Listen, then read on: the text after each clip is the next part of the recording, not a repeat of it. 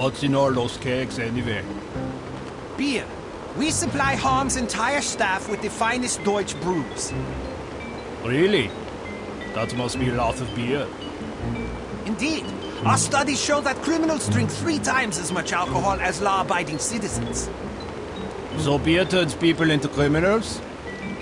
The correlation doesn't imply causality. Just because criminals drink a lot of beer doesn't mean that beer causes crime. It's possible that people with criminal tendencies enjoy beer because it helps to soothe their conscience.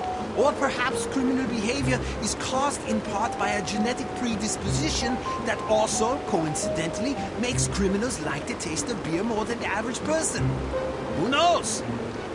You're very knowledgeable about these things. Criminal sociology is a hobby of mine. I think it's important to understand not just the individual psychological roots of one's behavior, but also the social circumstances that foster that behavior. Whether we like it or not, we are shaped by our environment. Surely you're not suggesting that individuals aren't accountable for their actions. Oh no, of course not.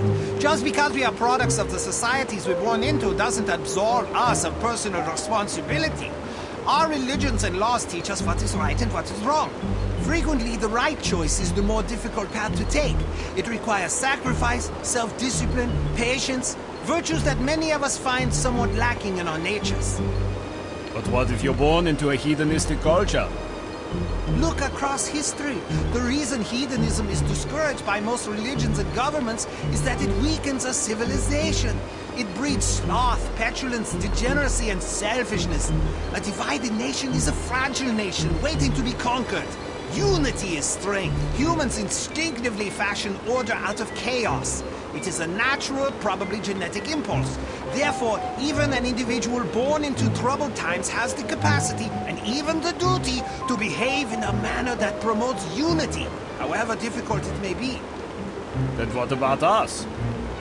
I can only speak for myself. I am a product of a broken household, which introduced a general lack of self-confidence in me at a very early age. These feelings of inadequacy blossomed into anger as I matured, that the rigors of adolescence with the teasing and abuse and awkwardness we must all endure only exacerbated. But even though I've identified the source of my problems, I'm still too childish and petty to become a responsible, mature citizen. Well, admitting you have a problem is the first step, I suppose. I like to think so.